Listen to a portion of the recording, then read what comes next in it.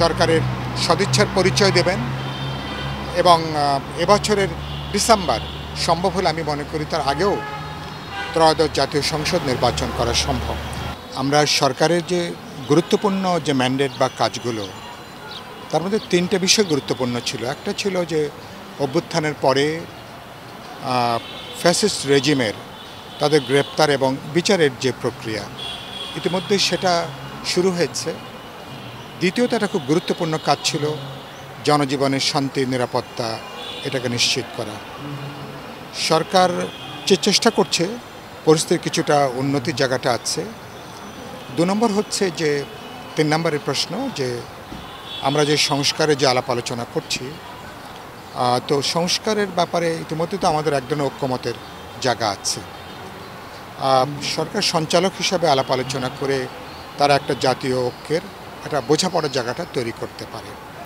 এরপরে গুরুত্বপূর্ণ কাজ থাকে জাতীয় নির্বাচন। এই নির্বাচন মানুষ কিন্তু অপেক্ষা করছে গত 16 বছর ধরে। 16 বছর ধরে আমাদের যে লড়াইটা, তার গুরুত্বপূর্ণ রাজনৈতিক দিকটা হচ্ছে বাংলাদেশের মানুষ তার ভোট দিতে চায়, গণতান্ত্রিক অধিকার চায়, মানুষ তার ভোটের মধ্য দিয়ে মানুষ তার নির্বাচিত জনপ্রতিনিধি দিয়ে মানুষ দেশ পরিচালনা করতে চায়। এটা যে কোনো গণতান্ত্রিক দেশের খুব সাধারণ বিষয়। আর রাষ্ট্র তো একটা রাজনৈতিক প্রতিষ্ঠান। রাষ্ট্র চালাতে গেলে রাজনৈতিক দল দরকার, নির্বাচিত জনপ্রতিনিধি দরকার। মানুষ কিভাবে তার ম্যান্ডেট দেয়? মানুষ ম্যান্ডেট দেয় তার ভোটের মধ্য দিয়ে। সুতরাং আমি মনে করি সরকারের প্রধান দায়িত্ব হচ্ছে এখন এবছরের মধ্যেই, যেটা ইতিমধ্যেই সরকার প্রধান নানাভাবে তিনি কথাটা বলেছেন, আমরা মনে করি যদি রাজনৈতিক সদিচ্ছা কাজ করে, এবছরের মধ্যেই ত্রয়োদশ জাতীয় সংসদের যে নির্বাচন, সেই নির্বাচন অনুষ্ঠানে কোনো বাধা থাকার কোনো বিষয় আমরা সামনে দেখছি না।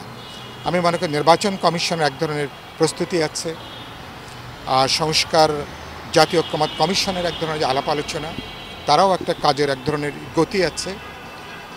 আর আইনশৃঙ্খলা যে পরিস্থিতি, সবটাকে মনে করি আগামী 3 থেকে 4 মাসের মধ্যে যদি রাজনৈতিক ইচ্ছা এবং সদিচ্ছা কাজ করে, তাহলে নির্বাচনের জন্য পুরো দেশ, জনগণ এবং প্রশাসনকে পুরোপুরি প্রস্তুত করা সম্ভব।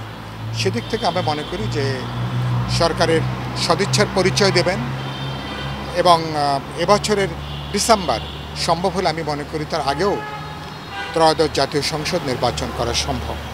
এখন সরকার যদি জনগণের এই আকুতি আকাঙ্ক্ষা যদি বিবেচনার মধ্যে না নেন, তাহলে বিরোধী দলগুলোকে আবার রাজপথে নামবে। আমি মনে করি এই প্রশ্নটা আমাদের জন্য একটু বিব্রতকর। 16 বছর ধরে কেবল আমরা একটা অবাধ নির্বাচনের জন্য আন্দোলন করেছি, আমরা মানুষের ভোটাধিকার, একটা বিশ্বাসযোগ্য নির্বাচনের জন্য আন্দোলন করেছি।